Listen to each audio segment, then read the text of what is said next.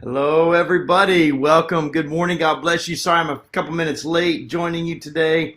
I was actually trying to figure out where I should stop today because I have so much content for you, and it's man, I can't get over all this. I was talking with Pastor Kyle last night, and we were talking about the Book of Revelation and how why it's been so intimidating for so many pastors in God's people to dive into over the years. Because I'm one of those that just, I just kind of avoided it, and it's kind of for this reason, because there's so much there that it's like, how do you put that in a sermon, and so here we are, like in our 20-something episode of Revelation, and we are just into like verse 2 of chapter 5, and we've had over almost 13 hours of content already. So it's just crazy, it's bizarre, and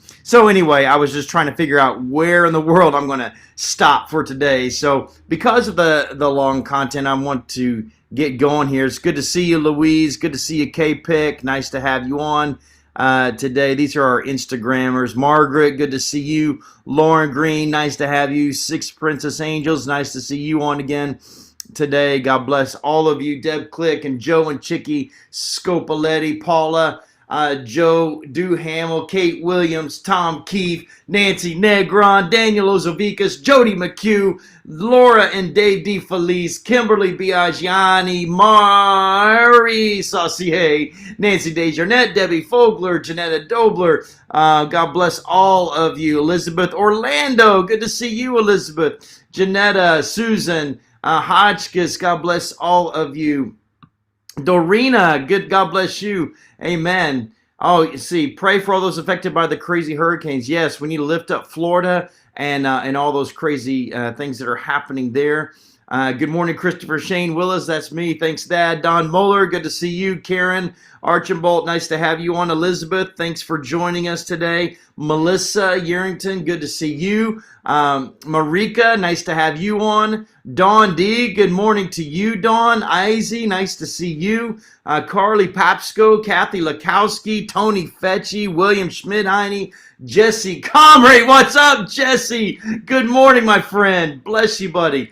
Jody McHugh, good to see you, Jody.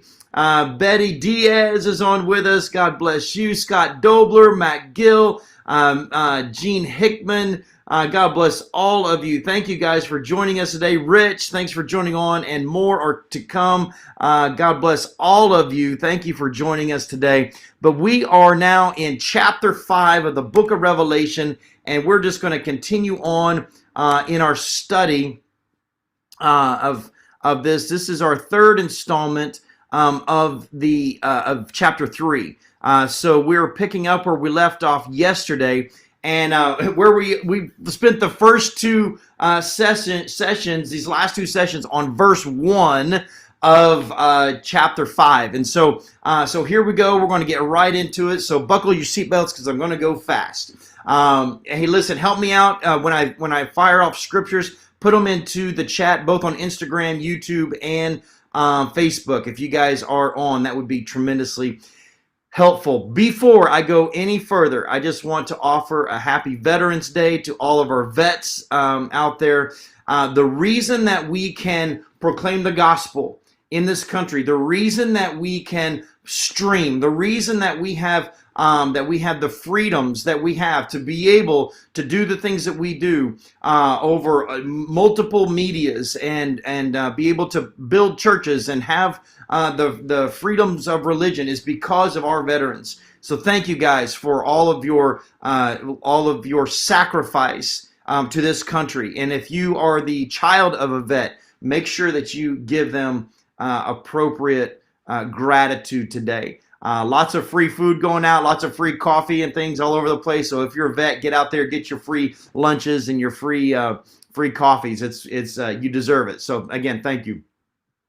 But here we are. We're in verse 2 of chapter 5. And remember, John is in the throne room, and he says that he turns around and he said, I saw a strong angel And we talked about the strong angel. He says, and he proclaimed in a loud voice, and he said, who is worthy to open and loose these seals? He was holding a scroll. And in verse 3 it says, no one, literally, the word no one is literally a masculine word, and it means no man, no earthly being in heaven, on or on earth or under the earth was able to open the scroll or look at it. And so John says in verse 4, so I wept because no one was found worthy to open and read the scroll or to look at it. So now I pause here for a minute because, excuse me, because if no one is able to open the scroll, why does John weep here? Because this word for wept means that he wept much. He convulsed. He was belly crying. I mean, he was emotionally immersed in this reality that nobody could open up these seals. So why was John so burdened by this reality? And why was he mourning so harshly? Well, the reason is this. John wept profusely because if nobody could open the scroll, then the earth would always remain, the title deed to the earth would always and forever remain in Satan's control. And that's because this scroll is judgment, yes, but it is also the title deed to the earth. And that's important. And it's important why is it important that no man could open the scroll? It's important because we know that Jesus opens the scroll, but in order for Jesus to open the scroll, he had to also be man. He couldn't just be fully God. He had to also be fully man, which he was. This is part of why Jesus came. Remember, I talked to you yesterday about the kinsman redeemer, about the field of great price, and that Jesus, or that in that parable that Jesus talks about a man who saw that there was something valuable in a field, and so he bought the field so that he could get what was valuable. He sold everything he had. And he's talking about this time where Jesus is willing to give up everything that he can, everything in his power, so that he can gain the field. He doesn't need the earth. He wants what's in the earth. That's us, you and me. We are the treasure. We're the pearl of great price. We are the treasure of God. We are his inheritance. And so he is purchasing the field back. Satan tried to shortcut Jesus in the temptations and tried to give him and let him be the ruler of all the earth. But Jesus knew that if he shortcut it and didn't go through the sacrifice of it, didn't face and deal with the judgment of it, that he would never gain, he might be able to rule the earth, but he would never have the heart of the people of the earth. And so he, sorry, people are texting me. I'm on a live stream, people. Come on. And so anyway, so Jesus came to the earth as a baby, and he left the earth as a man. And now we accept him as Lord and Savior, and Scripture uses many passages to relate him to us, to relate him as both fully God and fully man, which qualifies him. It calls us the sons of God, kinship. It calls us children of God, kinship. It calls us co-heirs with Jesus, kinship. It speaks to us as the bride of Christ, kinship. Lots of connective tissue here. And the reason that this is so important is because in order for Jesus to pay the price for the title deed of the earth and be able to open that scroll, he had to pay for it and to take it from, to buy it back from the one who it was taken from. Remember, God made the earth, right?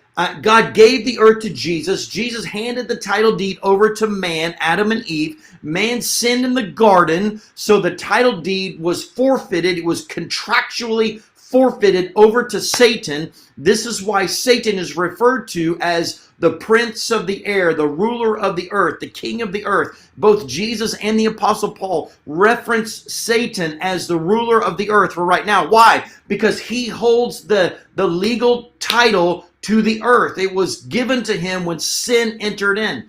But in order for, and this is review, that's why I'm kind of rifling through this, guys. But in order for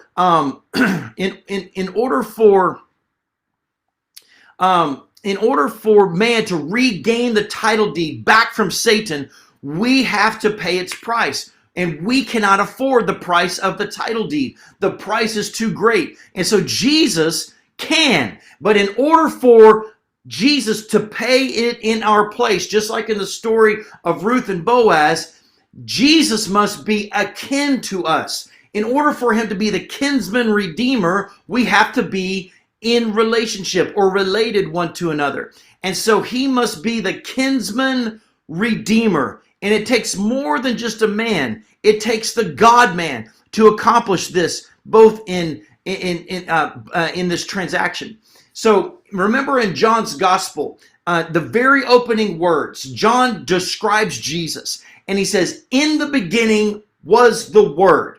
And then when you move down to John chapter 1 and verse 14, and guys, please throw these into the chat so that people can reference them later. That was John 1:1. This is John 1:14. He says, the Word, remember God, in the beginning was the Word. The Word became what? Flesh, and dwelt among us. And we beheld his glory. The glory as of the one only begotten of the Father, full of grace and truth.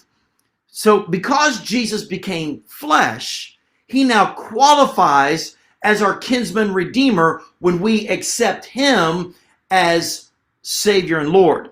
And therefore, he has the authority to pay for that title deed to the earth, this scroll that this strong angel is holding. He has the authority because he has paid for the title with his blood, his own life. He paid the price that was too great for any man. So the reason that John is weeping, belly crying, when the angel says, behold, no man can open him, was because he knew that if nobody opened up these judgment seals, that the title deed of the earth would remain in Satan's power, and that we would have no hope. But Jesus became our kinsman redeemer, and he was the one that could buy back the field that we call earth so that he could marry his Gentile bride, his church. It's fascinating, absolutely fascinating. So let's look at verse 5. We're in Revelation chapter 5, verse 5. We're going to look at 5 and 6 today. It says, but one of the elders said to me, don't weep. Okay, remember John's weeping. He says, don't weep. Behold, the Lion of the tribe of Judah, the Root of David, has prevailed to open the scroll and to loose its 7 seals. And verse 6 says, and I looked, and behold, in the midst of the throne and of the 4 living creatures, we've talked about those in depth, and in the midst of the elders stood the Lamb as though it had been slain, having 7 horns and 7 eyes, which are the 7 spirits of God sent out into all the earth. Now, I want you to catch this. One of the elders, remember the 24 elders represent these are the eldership of the church, the Gentile church. These are the apostles and the tribal leaders of Jerusalem, the 24 elders. And we talked about that a couple of days ago.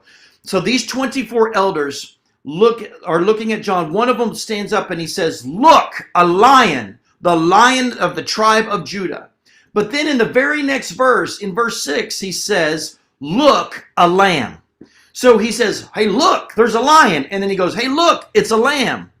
And it's kind of weird, right? Why would he reference a lion, but then call him a lamb? It's like if you're driving in your car and someone says, hey, look, a water park. And then you look and it's a supermarket. It's like, how did you get water park out of supermarket? And so there's this weird juxtaposition between a lion and a lamb. And we hear this reference all the time in church and song, in illustrations. We see the lion will lay down with the lamb and all these things. And so here, we have Jacob. Remember Jacob? Jacob later gets renamed Israel, right? Jacob is laying hands on his sons. He's got 12 sons, and they become the 12 tribes of Israel. And if you remember, Jacob, the father, was laying hands and praying and prophesying over his sons. And he begins to prophesy over his son Judah. Now, Judah was one of the brothers. He's one of the 12 brothers. And Judah was the brother who had a tribe, who grew to have a tribe of men that settled in the lower part of Israel called the kingdom of Judah. Okay, so Judah was a son of Jacob. He was prayed for and prophesied over, and he goes on and he becomes a successful leader in the southern kingdom of Judah, appropriately named after him. Out of this kingdom, out of this tribe, Jesus comes. He comes from the lineage of this southern tribe called Judah. Now, so when you hear the lion from the tribe of Judah, they're speaking about Jesus. And what they're saying is Jesus who comes from Judah. Now, we call him a lion because of their tribal logo, if you will. They were under the banner of a lion. But it's like me saying, I am Pastor Chris, who hails from Oklahoma City, Oklahoma, right? That's where I came from. I am Chris from Oklahoma. In fact, it wasn't uncommon in those days to reference or to speak to people, to introduce yourself in such a manner. But Judah, when they would go to battle, they would go under the banner of a lion. That was their heading. And so when Jacob was praying, this was over his son Judah, because this tribe of people started with a man named Judah, and this prophecy that Jacob spoke over him. So let's read it. It's found in Genesis chapter 49, verses 8 through 10. And here's how, Genesis 49, verses 8 through 10. It says, Judah, thou art he whom the brethren shall praise. This is the prophecy. Judah, thou art he whom the brethren shall praise, and thy hand shall be in the neck of thine enemies. Thy father's children shall bow down before thee. Judah is a lion's whelp from the prey, my son. Thou art gone up. He stooped down. He crouched as a lion, and as an old lion. Who shall rouse him up? The scepter shall not depart from Judah, nor a lawgiver from between his feet, until Shiloh come, and unto him shall the gathering of the people be. Okay, so notice this. There's a scepter that shows up in this prophecy, and it says the scepter shall not depart until Shiloh comes. Now, Judah was a tribe, and they were always the first ones into battle, and they were the camp of the lion. We've kind of discussed this a lot. And so the prophecy refers to that Jacob spoke over Judah, refers to the scepter. A scepter was a tribal staff, and whoever possessed that staff was the leader. They were the head of that tribe. And Jacob says to Judah that the leadership scepter will not depart, nor a lawgiver from between your feet, until Shiloh comes. Okay, so who or what is Shiloh? The Bible is clear. Shiloh means the one who will come, or the one to whom it belongs. The actual name Shiloh means to whom it belongs. So in other words, the leadership of Judah will not depart out of your hands until the one whom the leadership belongs arrives. So for centuries, Jewish rabbis and scholars and people who are not Christ followers, but they all contend that Shiloh is a reference to the Messiah, to the one who will save the people from their sins. And he is the Messiah, is the one. The Messiah is Shiloh. Messiah is the one to whom rulership belongs. So this Messiah is prophetically spoken that he will descend from the line of the tribe of Judah, the royal line of King David. Now, this is so significant, and I'm running out of time, so I'm going to have to kind of land here. This is so significant because Judah is the southern kingdom. This southern kingdom always had somebody ruling over it. They always held the right to sentence the people. They always had rulership. They always had ability to enact certain laws like capital punishment. And remember that even when they were in captivity under Babylon or Persia, they still had their rights as a tribe. But later on in history, Rome shows up. And the Romans march into Jerusalem. And they said that they were going to put in power Pontius Pilate as a governing ruler. They had never had a governing ruler from an outside source. And so Rome took away the right of leadership. He took away their ability to enact capital punishment from the people of Judah. Okay, that day, the day that happened, if you read in Jewish Talmud, the Sanhedrin, which were the 70 elders of Israel, that day, the day that Rome put Pontius Pilate into power, the 70 elders of Israel, called the Sanhedrin, they put on sackcloth and ashes, and they mourned for the city, and they marched around the city. And this is what they said. They said, "Woe unto us, for the scepter has departed from Judah, but the Messiah has not come." Then, of course, what they did, what everybody else does when things don't go your way, they point the finger at God, and they blame God, and they say, "Why have you forsaken us?" And that's the same time. Now, here's what's so cool about Jesus.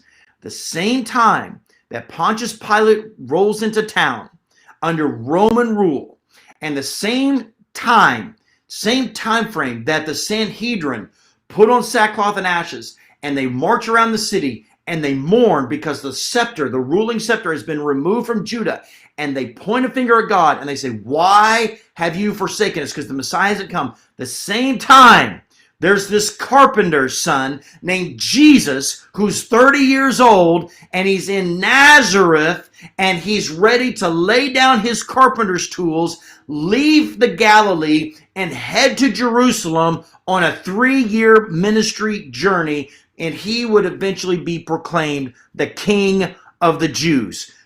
So exciting, right? So because the Messiah had in fact come, the Sanhedrin said the scepter has been taken from Jerusalem and the Messiah has not come. And so they mourned, and they did not recognize Jesus when he showed up. The Lion of the tribe of Judah, Shiloh, showed up in time, on time, all the way back from the beginning prophecy of Jacob over his son Judah in Genesis 49. The prophecy became fulfilled at the exact time in history. Shiloh did come. The Lion of the tribe of Judah did come. He did come, and he was there. But we're going to have to kind of land there today. But this was the first appearance of Jesus, the Messiah, Shiloh, the Lion of the tribe of Judah. And he did first arrive the first time as a lion. But I mean, he didn't arrive as a lion.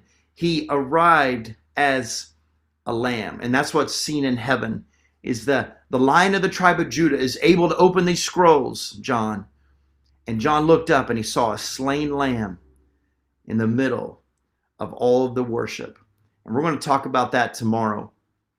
But guys, I hope that this was insightful to you, and that you understand a little bit more about the magnificence and the calculated perfection of our God, and that he's never late. He's never late. He's never late. And when we face times of confusion, you know, the Sanhedrin were in a time of distress and confusion because everything that they had, and look, we're in our country, we're in a time of distress and confusion with this recent election, and with civil unrest, and with pandemic, and there's so much going on, and it's real easy to point our finger at God and say, "God, how could you? We prayed, we sought you, we fasted, we did everything you asked us. Why is everything going around?" And all the while, Jesus is on his way, and sometimes we miss him. because we're too busy pointing at God and starting praying to God. And so I want to challenge you for this day. Don't be like the Sanhedrin. Be seeking out Jesus, the Lion of the tribe of Judah, for he is the one who's all powerful, and he is the one who is able to open those scrolls and to reclaim that title deed to the earth. And he is our kinsman redeemer. And he is the one who paid the blood sacrifice for the land because of the value of what was in the land. Not because he wants the earth. He wants what's in the earth, you and me. So we're gonna dive deeper into that tomorrow. But God bless you. Thank you. Have an amazing day. Again, happy Veterans Day to all of our vets. You guys, man, men and women who have stood the line and who have defended our freedoms and given us the life that we enjoy today. Thank you from the bottom of all of our hearts. We do love and appreciate you. And we will see you tomorrow. God bless.